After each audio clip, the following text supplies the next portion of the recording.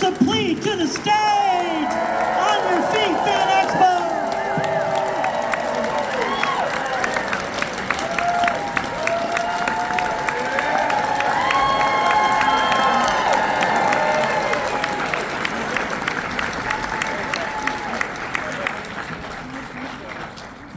Welcome, guys. How are you? Welcome to FANEXPO. If I can find my seats.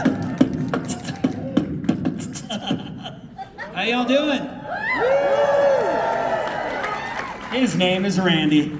I always thought the show should be called My Brother's Name is Earl. My brother's name is Earl. That is fantastic. Well, welcome. It's so great to have you guys here today. I'm excited. I know everybody here is excited as well. Let's just start off with the fact that I've had the privilege in the past to interview your show creator, the writer for My Name is Earl, for other projects that he's done. And he always told me if I ever had the chance to meet you, to say hello.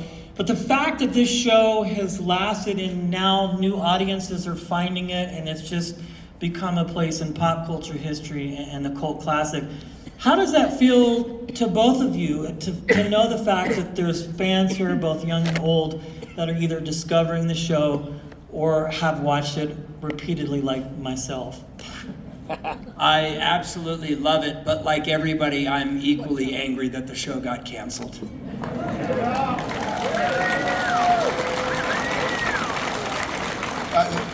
It is odd when you meet somebody who's 14 who really likes the show now, you know, because the show's like almost 20 years old. But it's great, it's wonderful. You know, all this streaming and the reruns are great. Yeah, it's interesting because the fact that we live in this age of technology now where the show can be watched and rewatched and over again like that. Well, we're excited. Another question is, have you been to Denver before? And so if this is your first time, how do you like it? What is your experience like? Are you breathing okay? Yeah, I'm fine. Ish. Yeah, going to the gym every day has been tough. It's harder to work out. And Denver's beautiful. I came from Florida. In Florida, the same temperature is miserable, and here it's very nice outside, which is odd, but my little app tells me it's the same temperature, which I think it's lying. And it's really pretty. I've been here before. I love Colorado. Great. All right. Well, you both, one more question here and then we'll turn it over to the fans. You both have been a part of such iconic and great projects throughout the history of time. And one thing I always like to ask, is there a character for either one of you outside of My Name is Earl, or maybe that you could potentially revisit or would consider revisiting if given the opportunity? Maybe Unstoppable, which is one of my favorite films, or just something else that you've done that stands out to you in your film or TV biography. Unstoppable is weird. People get mad at me for letting the train get away. I know. But I was rewatching that scene this morning. I was like, why did he do that? Yeah, It's not your I'll fault. tell you why I did it, because there would be no movie without that. Yes. And so I remind them that if they wanted a movie, I had to let the train get away. To answer your first question, I did a TV show on Hulu called Chance for a couple of years that nobody watched, and you're all welcome to watch it. It's still on Hulu. And I would totally revisit that character. I would like to go back to Camden County and check in on Earl and Randy and everybody 20 years later. Yeah. Woo! Heck yeah. Yeah, that would be fun. I think that would be interesting. I would love for that to happen. Yeah, such great work. So we'll turn it over to our fans here. Just give your name and your question, please. Dipper Pines, Gravity Falls. For me, the show that did this was Gravity Falls, but for you, for both of you, the same question. Do you remember the role that made going to the grocery store different for you? Because you're both so recognizable. I mean, and especially if you speak, obviously. But yeah, remember the role that made going to the moment in the grocery store you realized, oh wow. Earl and the mustache, for sure. Yeah. Earl is weird. Jason and I both mostly had done movies before My Name is Earl, and somebody explained it to me that, like, when you watch a movie, at least in the 90s, now movies are in your living room, but you have to leave your house and then you're watching something gigantic and there's separation. The minute we were inside people's homes on their televisions, we became like part of their family or their friend, and that was a different experience going to the grocery store. Yeah, for sure. Thank you. Hello. Hi, I'm Jessie. I love you both. you. I have a question for each of you, if it's okay. Ethan, Blow is one of my favorite movies, and I was just curious, what was your favorite part of filming that, and did you guys really smoke real weed? I feel like there's some children here, and so I will just say we had a lot of fun in Mexico. That is the best answer. I love it. I have been sober since 2001. Congratulations. That movie was the 90s, and there's a reason I had to get sober. Thank you. Jason, do you ever get to do any skating anymore these days? Yes, I do skate, yes.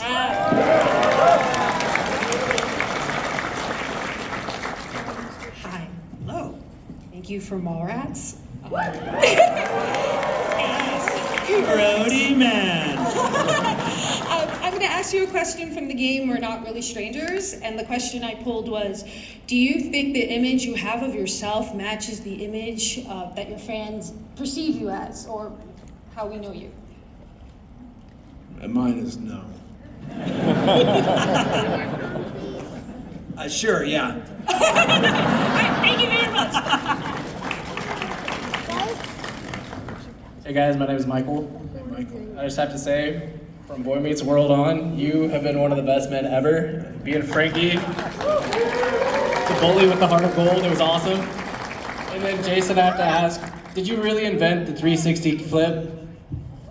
No, Rodney Mullen did. But, Okay. I was one of the first, if not the first, to do them on street boards because it was happening sort of in the freestyle realm with Rodney Mullen. He invented the flat ground ollie, the kick flip. He invented most of those tricks. And then back then we started doing them on bigger street boards, kind of skating more fluidly and kind of, you know, in the streets, whereas he was sort of more isolated to like flat concrete areas. It's an interesting history that I won't get into now, but yeah, Rodney Mullen invented all of that stuff that Gotcha. later would become modern street skating. Oh yeah. Thank you guys. Thank you. Great question. Hello. Hello, I'm Whipping Danny. Ethan, I loved you in Butterfly Effect. I thought you were brilliant. So I practice family medicine, and one of my biggest issues with patients is motivating them to want to get healthy and to exercise and to eat better and to just do better to prevent disease and improve their health outcomes. What was, if you're okay to sharing with that, what was your turning point to where you were like, enough is enough, I'm gonna get healthy, I'm gonna do this, and I think that's a great motivation for people to, you know, start and just get healthy. Yeah, being a sober person and a person who has struggled with food most of my life and being apathetic and sedentary, I find it very difficult to motivate other people. I think that motivation really, or the decision to make some change really comes from within. And it's possible that there could be external influences. I wanted to, spend many years with my wife, and that was my motivation, but I can't say what would be motivation for another person.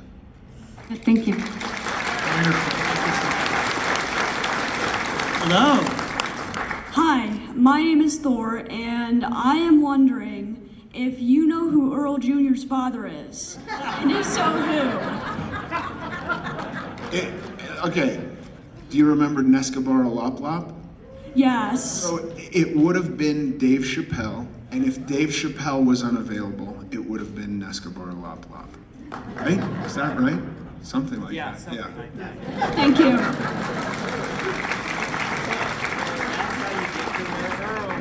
That is the great question. Hello.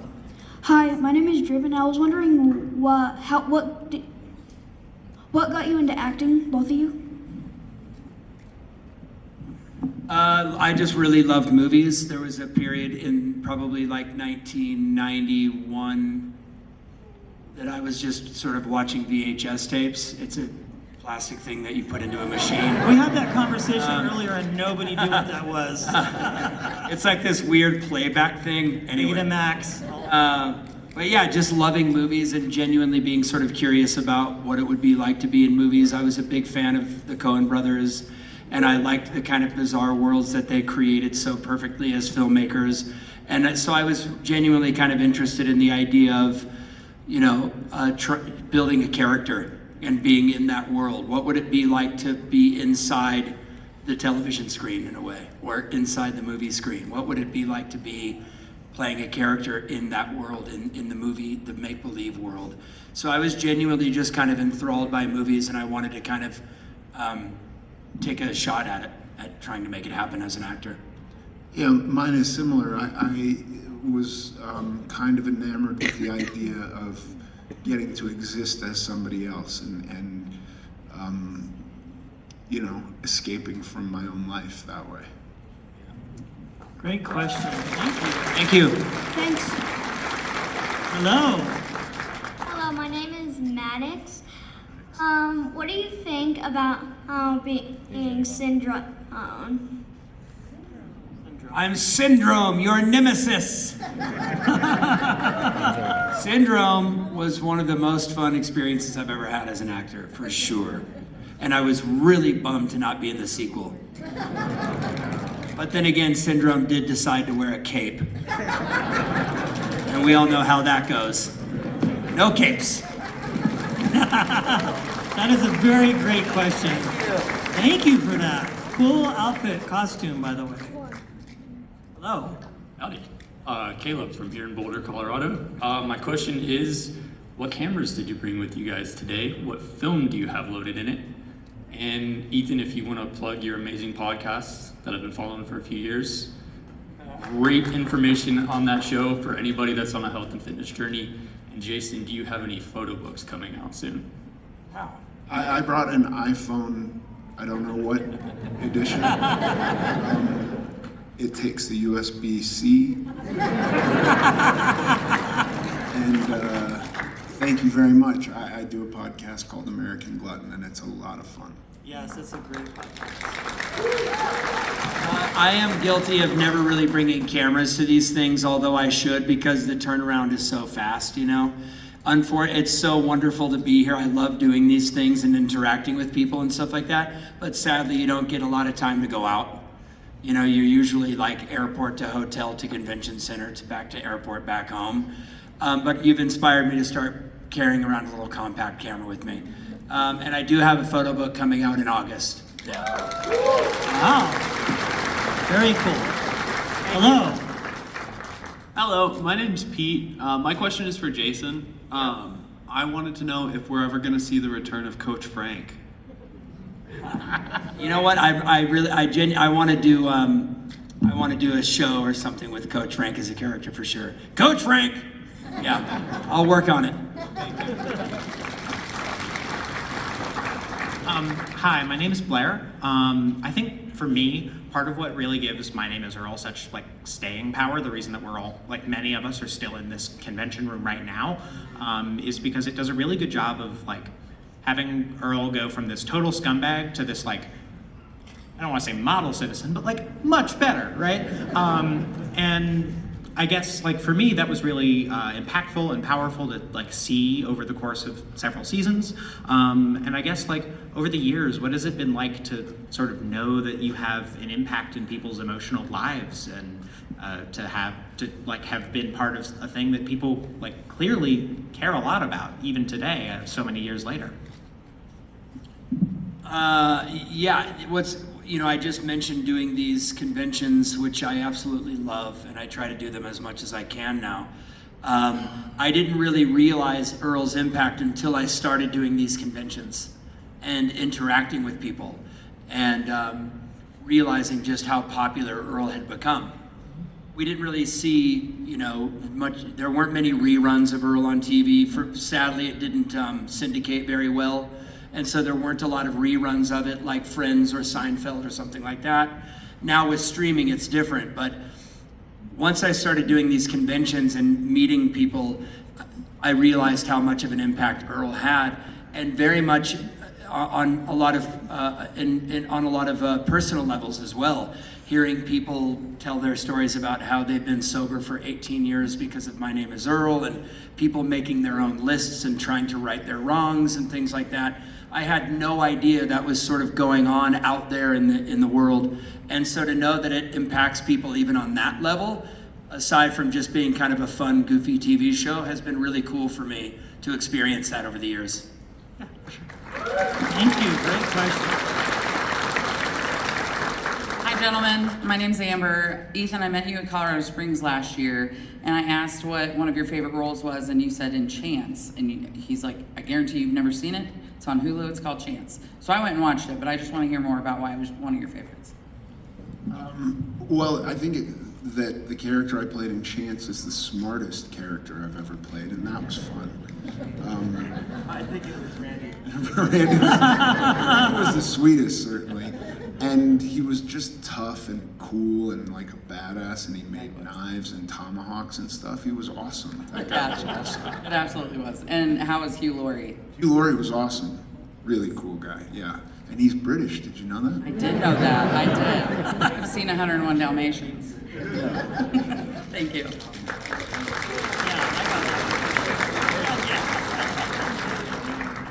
Hello, my name is Theo. I do have a question for Jason as kind of like a follow-up to the syndrome question. Just what was like your general experience like getting to work with Pixar and all those other filmmakers there?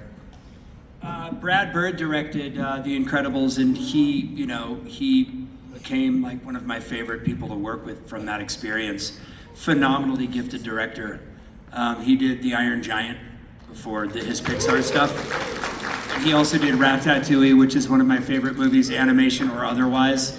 But yeah, I basically got a letter in the mail with a drawing of Syndrome and a note asking if I would like to play Syndrome. And apparently Brad Bird had the idea for me to voice Syndrome because he was a fan of Dogma, the Kevin Smith movie Dogma. And apparently he would do a lot of listening to the dialogue of my character Azrael in Dogma as they were drawing and sort of envisioning Syndrome. And as a result, they decided that I would be the right person to voice Syndrome. And I got the letter immediately, just got so excited because it was Pixar, and of course I said yes straight away. And then I proceeded to do a bunch of different voiceover sessions spread out over months. And it took them a long time to make the movie, of course, but yeah, that's one of my best experiences. And it would just be me and Brad Bird in the sound room and him directing me as Syndrome. And he was just so passionate and so good with dialogue. So despite it being just an animated movie, as an actor, it was one of my favorite experiences, and I learned a lot from it as well. Thank you. Thank you so much. Hello. Hi guys, my name is Cody. Jason, I have a question for you. So back in the 90s, you were part of an elite group of the Bones Brigade. Tony Hawk, Christian Hosoi, a lot of people. How did you feel being a part of that movement? To be a part of skateboarding back then? Yeah. Skateboarding was really going through a lot of change in the mid to late 80s, and then into the very early 90s. It had progressed so rapidly that it was really cool to kind of be a part of that really fast moving train. You know, what Rodney Mullen, the groundwork that he had laid, going from sort of surf style skating to suddenly people were jumping downstairs and flipping their boards and sliding down handrails and skating their boards backwards, and all of it was how fast that progress happened was kind of jaw-dropping. And to be a part of that at that time was really special. Skateboarding's always going to be special, but that particular time when we saw that transition from sort of like the old school into more kind of the new street style of skating was really cool to be a part of that, for sure. Thank you. Hello. Hi, my name is JB. I just wanted to know, what is your hardest role and why?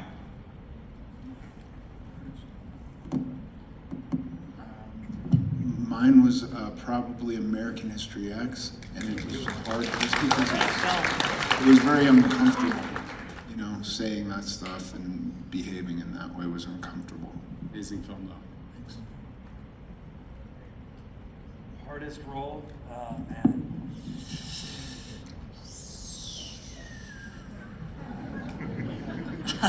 Could have been when you were a freaking demon. I don't know. Huh? Could have been when you were a freaking demon, but I don't know.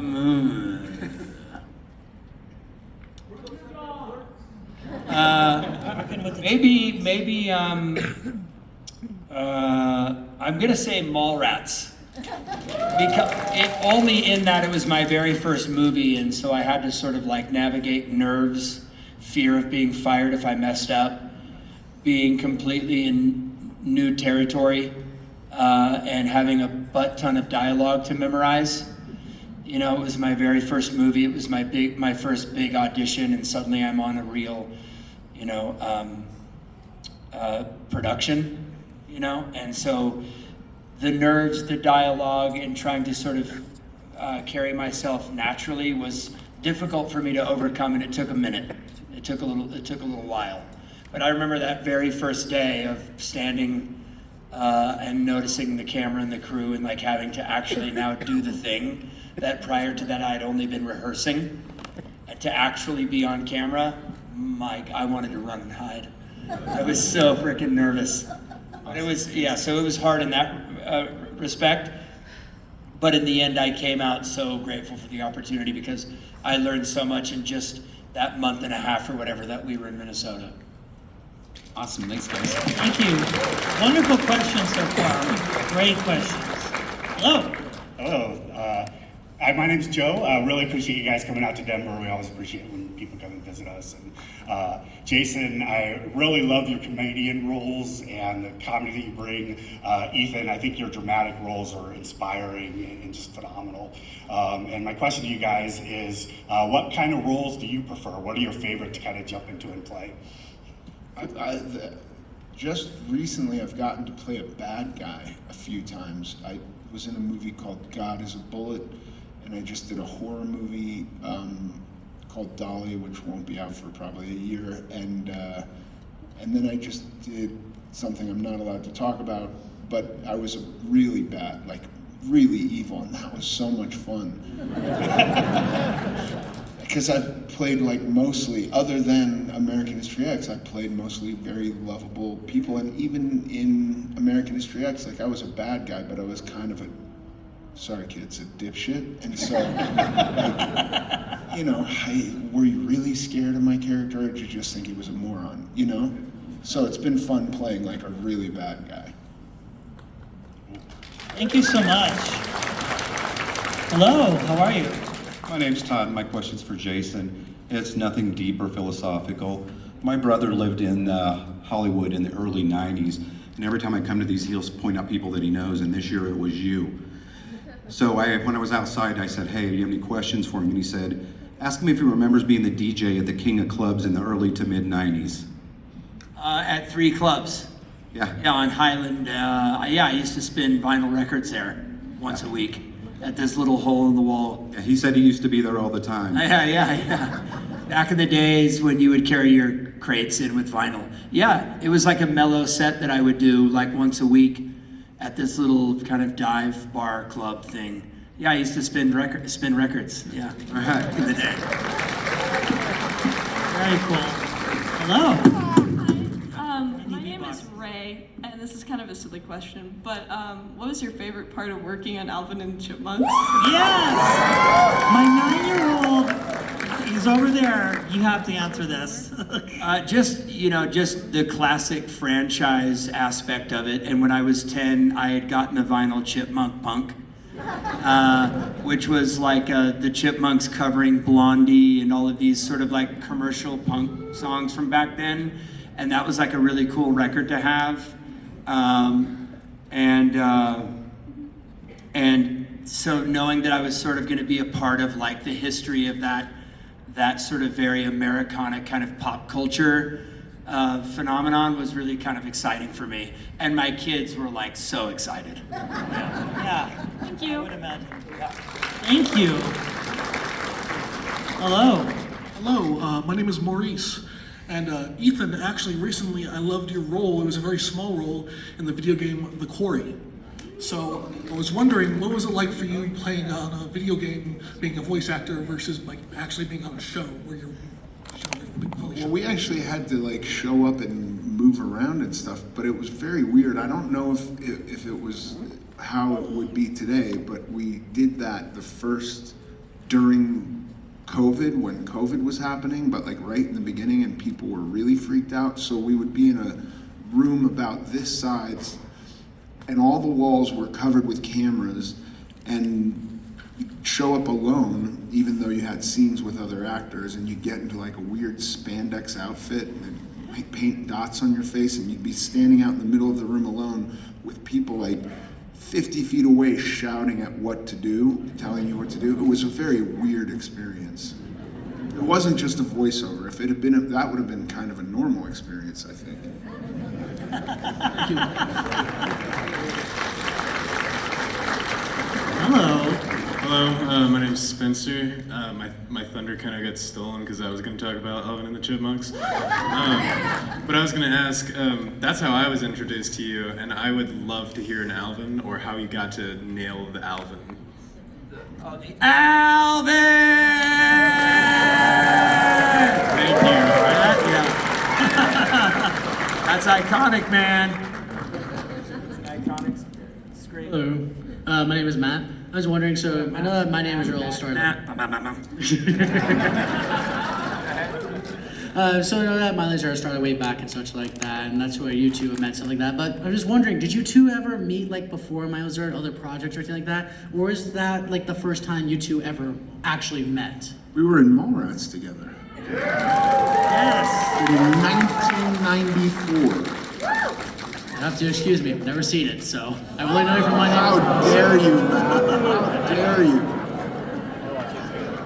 Shame, shame.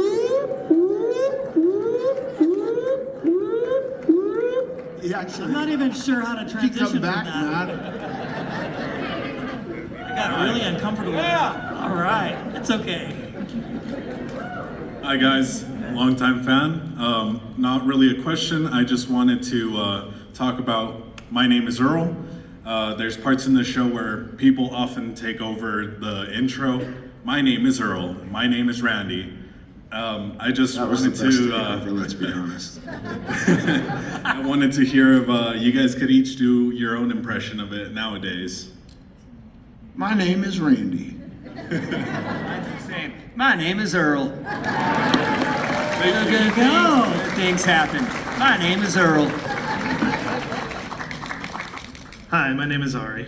My name is Ari. You could just do that on repeat all day. Boom. Wanted to ask about Mallrats actually, and how you feel like, I really feel like Mallrats was a big underground push for the comic world, particularly Marvel, and really opened up the Marvel universe to a lot of fans who hadn't been a part of it before. What do you feel like was the impact of Mallrats on the current comic era? Other than like a made-for-TV movie, that was Stan Lee's first big cameo, like real cameo. And I think that Kevin loved comics so much, and that they were such an integral part of making the movie, that I'm sure something like that happened. I don't think we can take credit for like Marvel becoming a big thing, because I mean, Marvel's just a giant juggernaut, but I'm sure that it maybe helped. I don't know. I feel weird saying Mallrats created Marvel. Any reporters in the room, strike that. But I like your conspiracy theory, and you should keep pushing it. That's great. My name's Robbie, and I was wondering, what was your favorite experience in My Name's Earl? I got to get slapped like 50 times in the face by Burt Reynolds. That was pretty awesome. That is iconic.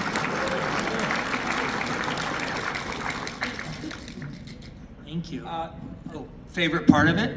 Yeah, what was your favorite? Filming the pilot episode, and just kind of knowing that it felt like we were doing something unusual for TV. Like I had said earlier, I'm a big fan of the Coen brothers, and of course Greg Garcia, the creator of the show, of My Name is Earl, he and I had talked a lot about Raising Arizona, which of course is a fantastic, strange comedy from the Coen brothers, and of course we drew a lot from that for Earl. And so shooting the pilot and just seeing how kind of odd the world was that we had created, but also with some heart and stuff, I kind of just, that experience of shooting the pilot, I kind of knew that we were onto something unique for TV, and so it was really exhilarating for me. Thank you. Good question. If we have a couple more. Hey guys, great to have you guys here, by the way. So I had kind of two.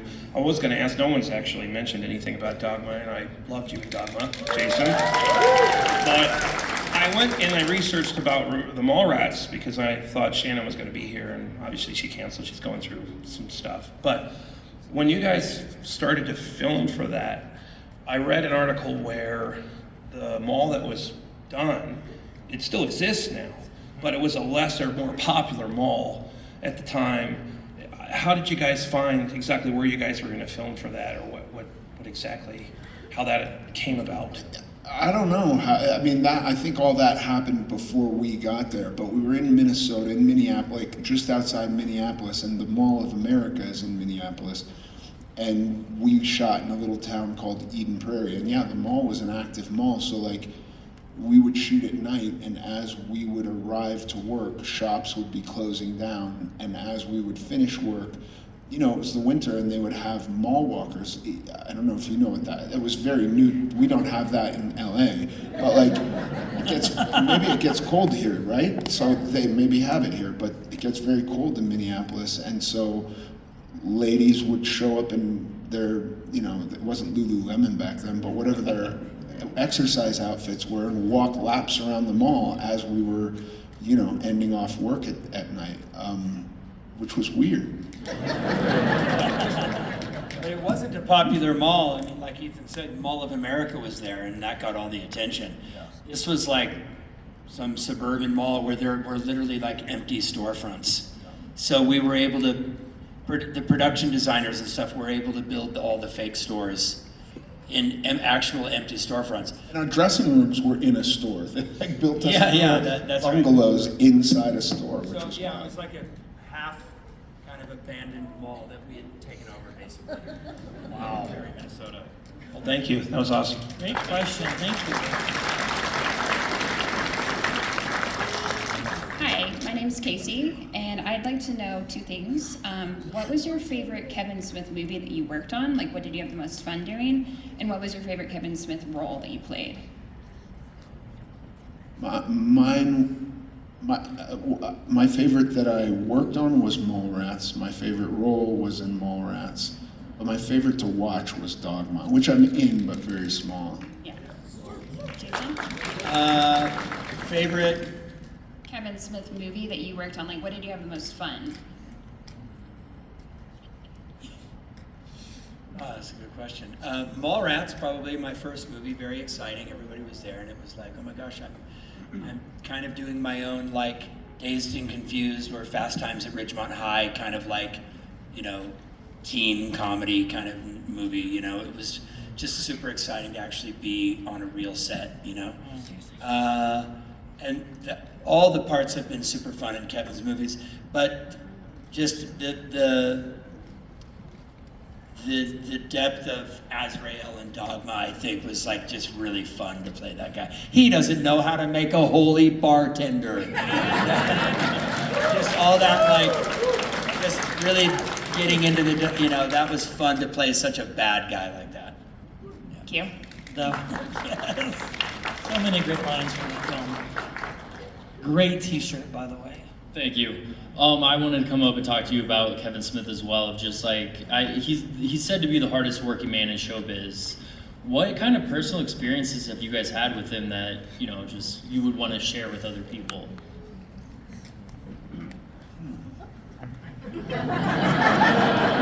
That you can share with kids in the room. He's a really really sweet, kind man. Yes, and for he is very hardworking. He's very industrious, and you know, he makes movies that aren't gonna be the top of the box office, but he also finds ways to make them relevant and popular, and he has such a group of people that he cares very deeply about, that he brings his movie to you and talks to you about it, and I think that's very rare. And he writes a script really, really fast. It's unbelievable how he just writes it all in his head and can just sit down and in 2 weeks he has a full script. You know, it's so impressive how fast he can write.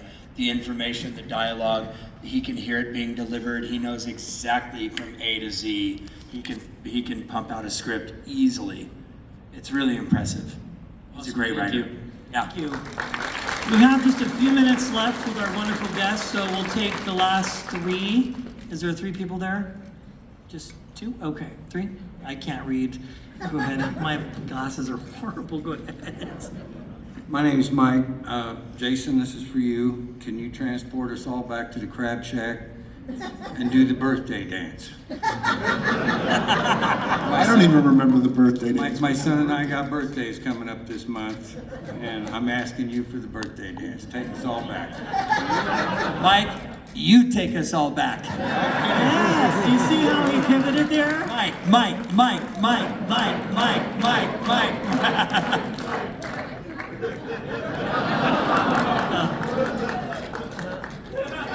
That's the only time I get drunk enough to break dance.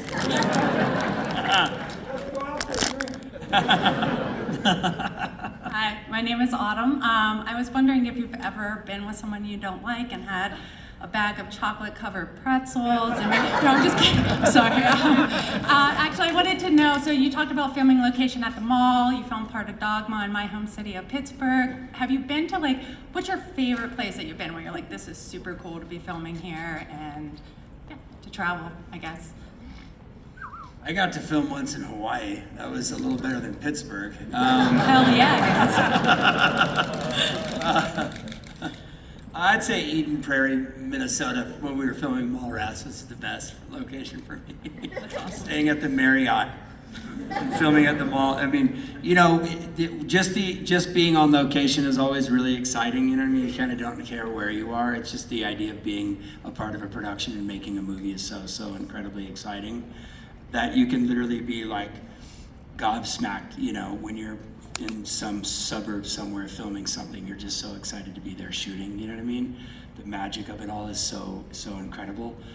But yeah, Hawaii was probably the most fun filming there. Did you skateboard there? Sorry, that's 2 questions, I'm sorry. Okay. Not allowed to skate when I'm shooting, unfortunately, for insurance reasons. All of a sudden. I flew here Thursday from, I can't remember the name of it, but it starts with a B, Budapest. And that was fun. Yeah, I was working there. And I brought my wife, and every day she would go to like Roman baths and get a massage and see the beautiful town, and I would go off to work and come home and hear about how lovely the city is. Thank you both. Wonderful. All right. Hi, I'm Kaylin. I know you guys have been in so many projects and throughout your whole lives. And have there ever been any other actors or celebrities that you've worked with that you've been absolutely starstruck over? Or is there a celebrity that you would like to work with? On the query, this gentleman brought up this video game I was in. So we weren't allowed to have contact with any of the other cast. But one day as I was arriving, Lance Hendrickson, I was arriving, he was leaving. Have you seen Near Dark? It's the greatest vampire movie ever made. Yeah, none of the kids will have seen it because it's not even available on VHS anymore, but I was utterly starstruck by him. He was also the android in Alien, or Aliens. He's awesome. I was a bit starstruck by him. I was starstruck when Burt Reynolds did a spot on My Name is Earl. Because as a kid, Smokey and the Bandit was like the coolest movie ever. Yeah. I stopped being starstruck by him after like the 3rd slap. He was just like my buddy. Thank you guys. Thank you. you all. Thank you so much. For the wonderful questions. Ethan, Jason, this has been a fun trip down memory lane. Give it up for our Thank you all very much. Ethan Suplee.